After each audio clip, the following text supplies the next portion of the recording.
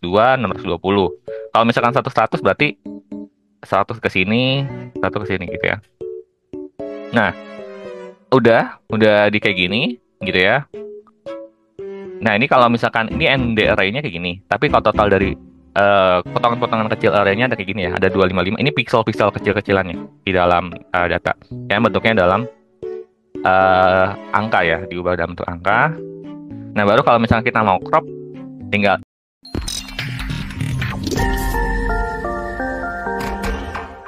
Halo semuanya, ketemu lagi di hari ini. Jadi hari ini kita akan melanjutkan materi di Hugging Face. Namun di sesi kali ini, kita akan fokus ke scope image classification. Nah, sesuai namanya, image classification, image itu gambar, classification atau klasifikasi. Artinya, di sini kita akan mencoba membuat model yang mana dapat mengklasifikasikan gambar yang akan kita input, gitu ya. Nah, gambarnya ini bisa teman-teman sesuaikan. Misalkan ada gambar hewan, misalkan ada jerapah, gajah, dan sebagainya. Nanti diklasifikasi berapa peluangnya itu adalah jerapah, berapa peluangnya itu hewan yang lain gitu ya. Misalkan kalau misalkan jerapah kan ada dot-dot warnanya di tubuhnya.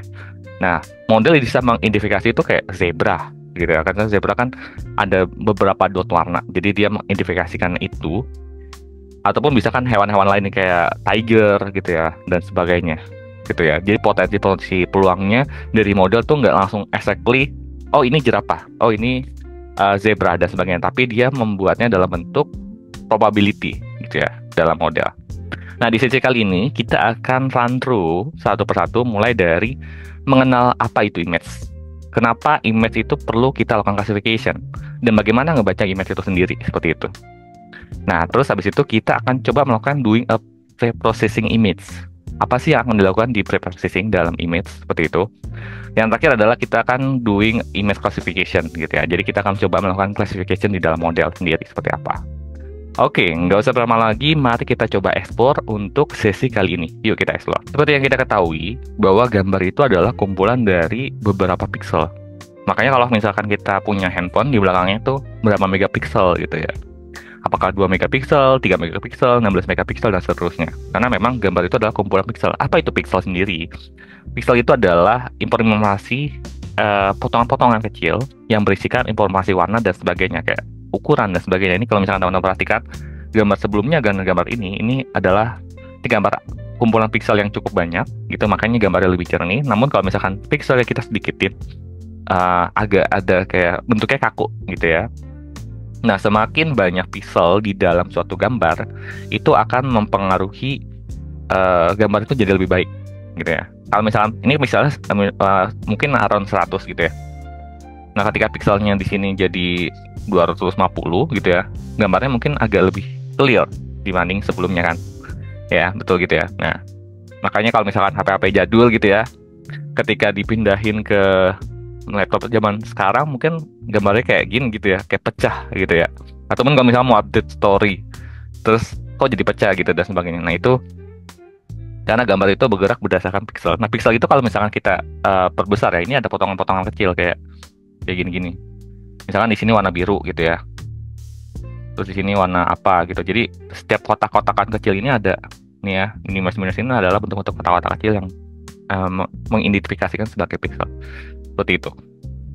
Nah, sekarang kita akan langsung masuk ke dalam doing pre-processing di dalam image gitu ya. Apa sih sebenarnya yang dilakukan dalam image itu sendiri ketika mau di pre-processing? Pertama itu ada dua hal, yaitu melakukan grouping, yaitu yang kedua adalah resizing. Nah, tahapan ini itu adalah karena model itu mempelajari berdasarkan dot-dot di dalam image, dan dia akan mempelajari specific part di dalam gambar itu sendiri seperti apa. Nah, grouping itu sendiri adalah mengambil segmen yang diperlukan di dalam gambar. Jadi let's say di sini aku mau ngambil payung di sini ya. Ya udah, nanti ntar aku perkecil posisinya agar yang dia ambil tuh posisi payung aja gitu ya. Yang diidentifikasi untuk diklasifikasi seperti itu ya. Nah, mungkin kan kalau misalkan aku nge-grouping kayak gini, gambarnya akan seperti ini, kecil banget gitu ya. Kita mau resizing, jadi kita memperbesar size gambarnya. Nah, itu mengubah dimensi yang mungkin awalnya di sini 50-20 lah ya. 50-70. Terus jadi berapa? 5.000 ya, misalkan ini 500, 700, jadi agak lebih besar itu. Jadi itu tahapan resizing, jadi mulai dari basic. Jadi kalau misalkan teman-teman mau melakukan image classification, apa dulu yang mau diidentifikasikan, setelah sudah diidentifikasikan baru di resizing, diperbesar size-nya gambarnya. Buat apa sih? Agar model itu spesifik, karena kan model itu mempelajari berdasarkan image kan. Di sini aku udah highlight ya, model mempelajari berdasarkan image. Nah kalau image-nya itu banyak, nanti modelnya tuh bingung nih yang mau diklasifikasi apa. Apakah kalau misalnya gambar ini ya, pohon kah, rumahnya kah, kaca ini kah, dan sebagainya, ini banyak banget. Atau ini kolam renang ini kah. Jadi item-itemnya banyak. Jadi kalau misalnya kita fokusin spesifik ke item tertentu, misalkan payung aja misalkan, ya udah kita capture the payung. Jadi lebih ke spesifik part yang mau kita analisis gitu ya. Nah di dalam tahapan selanjutnya, di dalam image classification sesuai namanya. Jadi kalau classification tuh artinya mengklasifikasikan label di dalam gambar. Contohnya kalau misalkan di sini mungkin aku bikin dua, satu adalah payung, kedua adalah pohon misalnya kayak gitu, atau tanaman dan sebagainya. Terus kalau di sini adalah jendela, di sini adalah kolam renang, terus ini ada kaca gitu dan sebagainya. Itu adalah tahapan image classification. Nah sekarang kita coba lanjut ya ke dalam codingannya kayak gimana sih. Codingannya cukup mudah teman-teman, kita masih di dalam Hugging Face kan. Nah di Hugging Face ini teman-teman tinggal import pipeline-nya aja. Jadi nggak harus teman-teman memahami background codingan di belakangnya. Jadi kita nggak create model baru, tapi kita use model yang available di internet, terus kita analisis untuk gambar yang mau kita gunakan. Contohnya, misalkan kita mau resizing ukuran gambar, ya. Nah teman-teman posisikan gambar itu ada di mana? Nah di sini kan aku masukin di konten /graph.png. Nah kalau misalkan aku show original image-nya, dia akan nge-show seperti ini. Nah biasanya gambar umumnya nggak RGB, jadi aku biasa convert dulu ke RGB. Nah once sudah di-convert di RGB, baru aku convert ke array-nya, gitu ya. Nah crop itu nanti tinggal pakai image transform di sini. Image transform, karena kan kita udah initiate di awal nih, image transform. Terus center crop image array-nya, ya.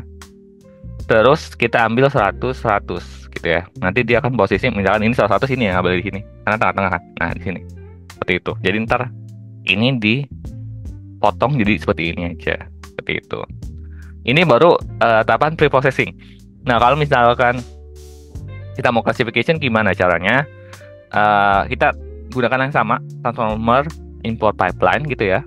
Nah tasknya itu image classification. Nah modelnya ini teman-teman bisa adjust. Ini aku contohnya pakai Google VIT Base Patch 16.224 ya. Nah habis itu aku coba classifiernya image-nya apa, input sini, terus image-nya apa, terus ketika dilihat ternyata hasilnya kayak gini. Nah lihat kalau misalkan teman-teman perhatikan, ini adalah probability. Dia 0,4, dia nggak yakin kalau itu adalah zebra, terus gazelle, terus hatibis dan seterusnya, cheetah dan seterusnya. Tapi dalam bentuk peluang. Nah biasanya kalau misalkan kita membuat model, kita bisa ngambil hasil skornya yang perbesar aja. Jadi kita bisa initiate top key-nya. Kalau misalkan aku tulisnya top key 2, artinya aku ngambil 2 teratas saja. Jadi zebra sama gazelle gini seperti itu. Tapi kalau misalkan aku ngambil yang 0, ini kan artinya ngambil yang pertama kan, keluarnya zebra, karena labelnya di sini adalah zebra kan di sini. Itu. Oke, sekarang kita coba lihat ya codingannya di dalam Google Lab itu seperti apa. Apakah susah? Kita coba cek di berikut ini. Yuk kita cek yuk. Oke, ini adalah codingan kita di sesi kali ini. Nah, pertama itu kita input dulu image yang mau kita gunakan. Nah, caranya gimana? Teman-teman tinggal klik di sini. Di sini ada klik files gitu ya. Nanti teman-teman tinggal upload di sini. Ya, di-upload. Terus nanti ntar dia akan masuk ke sini kan. Aku masukin graph.png. Nah, once sudah masuk, ini kita ngambil copy paste di dalam Google Colab. Nah, udah copy paste, nah baru masukin di sini nih. Jadi from transformer import image transform, from field import image. Jadi original image-nya sama dengan image .open / content / graph.png gitu ya. Nanti kalau udah ini jalan ya, nanti kalau original image-nya jadi dia akan nge-show gambar yang kita input. Ini adalah graph yang mau kita input. Nah, kita convert ini dalam bentuk RGB gitu ya. Jadi original image dot convert gitu ya. Jadi dia akan nge-convert dalam bentuk RGB.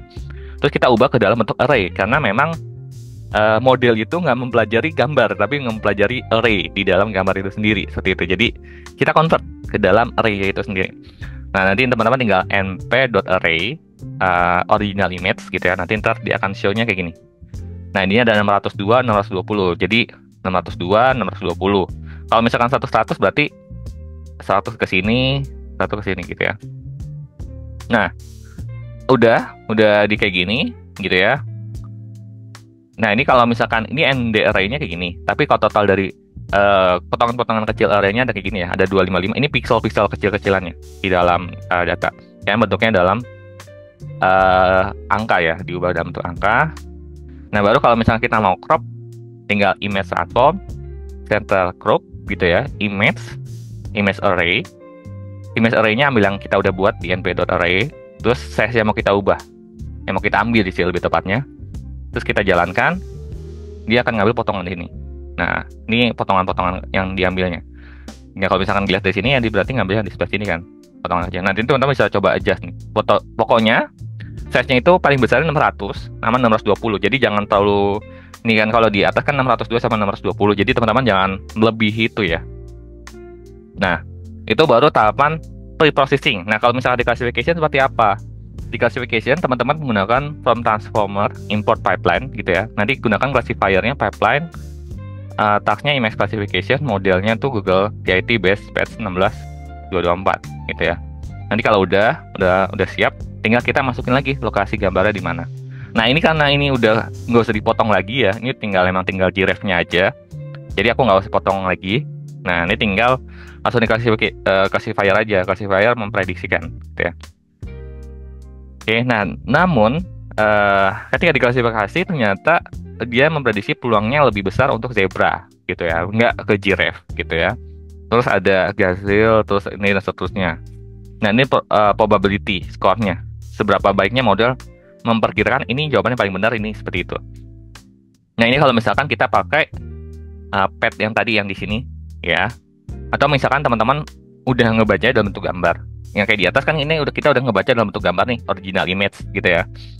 Nah, kita tinggal langsung masukin aja image-nya di sini. Nanti dia akan ngeprediksi yang sama seperti itu. Jadi nggak harus melakukan proses redundansi lagi ke number array-nya seperti itu. Jadi kita langsung input gambarnya, model akan ngeklasifikasi dan dia akan ngubah dalam bentuk pixel dan ngebacanya.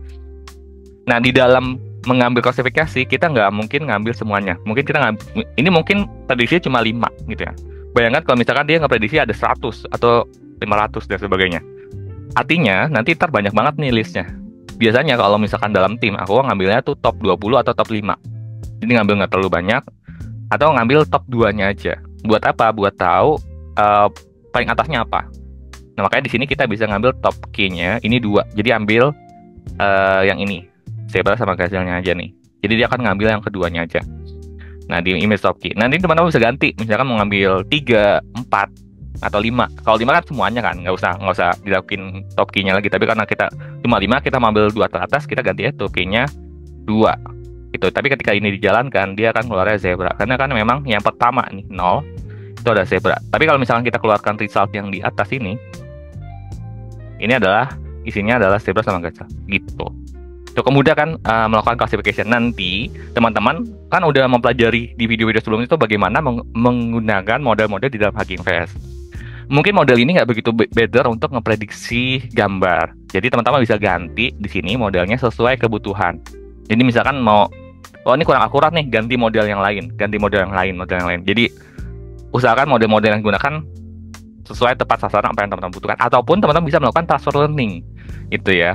Dari model yang udah bagus ngeprediksi, kita gunakan untuk memprediksi yang lain seperti itu. Oke, itu dulu teman-teman untuk sesi kali ini. Semoga teman-teman bisa mencobanya dan sampai jumpa di sesi selanjutnya. See ya.